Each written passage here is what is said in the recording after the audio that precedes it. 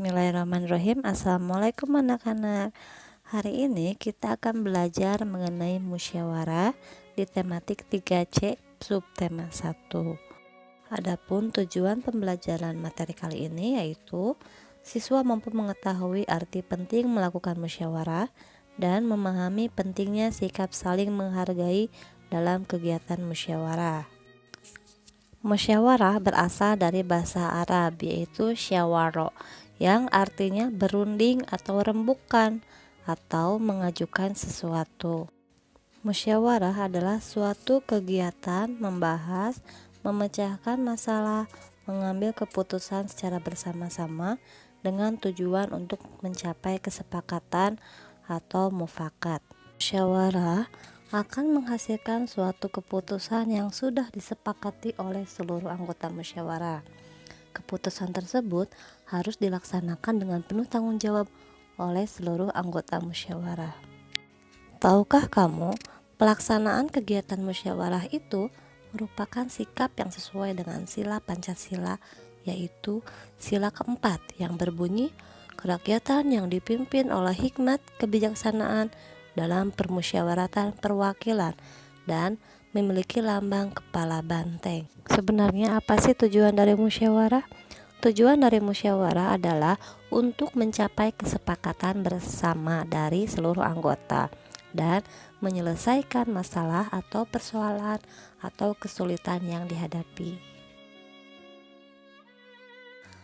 Manfaat musyawarah itu sendiri, yang pertama, untuk melatih mengemukakan pendapat, usul, atau ide yang kita punya. Yang kedua, masalah dapat segera terpecahkan karena diselesaikan secara bersama-sama. Yang ketiga, dapat menyatukan pendapat yang berbeda-beda. Yang keempat, membangun rasa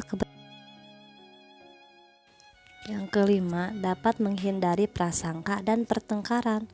Yang keenam, melatih menghargai pendapat orang lain. Yang ketujuh, dapat menghasilkan keputusan yang Lalu bagaimana sih ciri-ciri musyawarah yang baik itu? Yang pertama, dilakukan berdasarkan kepentingan bersama di antara semua anggota. Yang kedua, hasil keputusan musyawarah bisa diterima oleh seluruh peserta musyawarah. Yang ketiga, pendapat yang diusulkan peserta musyawarah mudah dipahami oleh peserta lainnya. Dan yang keempat, mengutamakan kepentingan bersama, jangan kepentingan pribadi. Nah, untuk menghasilkan musyawarah yang baik, ada beberapa sikap yang harus kita perhatikan saat musyawarah. Yang pertama, mengajukan pendapat dengan sopan, lalu menghargai suara terbanyak, dan menerima hasil musyawarah. Yang keempat, melaksanakan hasil keputusan bersama, juga menghargai pendapat orang lain, dan mampu mengendalikan diri dan emosi. Selanjutnya, harus sopan dan santun saat mengikuti musyawarah. Lalu tidak meninggalkan tempat sebelum musyawarah selesai, dan terakhir mematuhi peraturan musyawarah.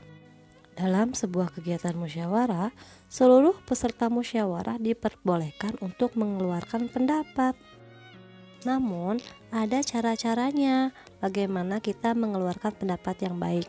Yang pertama, kita harus pikirkan terlebih dahulu apa yang akan kita sampaikan. Yang kedua, meminta izin untuk mengeluarkan pendapat.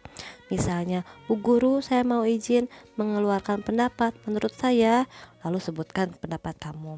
Yang ketiga, menyampaikan pendapat dengan bahasa yang baik, sopan, dan mudah dipahami. Yang keempat, tidak memaksakan pendapat kita kepada peserta lain agar diterima. Lalu, tidak memotong atau mencela pembicaraan peserta lainnya ketika berbicara. Yang keenam, berlapang dada jika pendapat kita tidak diterima. Yang ketujuh, menerima saran dan kritik dari peserta lain dan dapat menerima juga ikut melaksanakan hasil keputusan. Sebenarnya dalam kehidupan sehari-hari kita selalu melakukan musyawarah atau biasa kita sebut dengan diskusi ya. Nah, contohnya di keluarga, kamu bermusyawarah atau diskusi tentang pembagian tugas membersihkan di rumah. Siapa yang ngepel, siapa yang membersihkan tempat tidur, atau siapa yang menyapu dan lain-lain. Juga menentukan tujuan berlibur bersama keluarga. Pernah nggak kamu saling berpendapat dengan orang tua mau libur kemana dan kapan ya. Lalu yang ketiga, contohnya menentukan waktu berkunjung ke rumah nenek, kakek atau saudara. Yang keempat, juga bisa menentukan waktu bermain dan belajar. Seperti sekarang saat kita daring ya, home learning. Kapan kamu belajar dulu? Nanti sudah belajar kan suka ada kesepakatan boleh main. Nah, itu sebenarnya contoh musyawarah. Lalu bagaimana dengan musyawarah di sekolah? Nah, sebenarnya kita sering ya melakukan ini. Yang pertama, pemilihan ke ketua kelas. Yang kemarin kita voting ya, semua menyebutkan satu nama untuk dijadikan ketua kelas, sehingga dari beberapa nama itu sehingga muncullah satu nama menjadi ketua kelas. Lalu pembagian hari piket kelas ya, memang belum ada ya karena kita masih pandemi. Tapi nanti ketika kita sekolah nanti akan ada musyawarah untuk piket kelas. Lalu menentukan peraturan kelas yang kontrak belajar waktu itu. Kan semuanya mengeluarkan pendapat ya. Lalu yang keempat, pemilihan peserta lomba antar kelas. Ini kalau misalnya ada perwakilan dari kelas-kelas untuk bertanding dengan kelas yang lain. Biasanya kan dipilih secara musyawarah. Musyawarah tidak hanya dilakukan di keluarga ataupun sekolah, bahkan di masyarakat pun kita sering melakukan musyawarah. Mungkin kalian memang tidak terlibat, namun orang tua kalian pasti terlibat dalam kegiatan musyawarah di masyarakat, seperti pemilihan ketua RT atau RW, juga penentuan petugas Kamling desa atau kita sebut ronda ya. Yang ketiga, musyawarah pembangunan jalan, masjid, dan lain-lain. Lalu yang keempat, penentuan panitia suatu kegiatan desa. Contohnya kegiatan HUT RI. Wah, ternyata dari pembahasan materi musyawarah ini, ternyata kita tanpa disadari sudah sering melakukan musyawarah.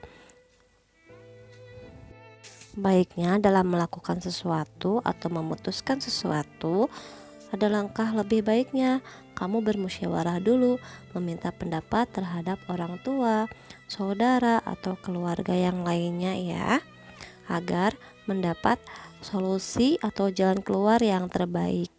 Nah, sebagai latihan, ayo kita buka buku tema 3C dan mengerjakan halaman 15 bagian ayo jawab dan ayo menulis saja. Selamat mengerjakan. Baik anak-anak, selesai sudah materi hari ini. Ibu ucapkan selamat belajar dan wassalamualaikum warahmatullahi wabarakatuh.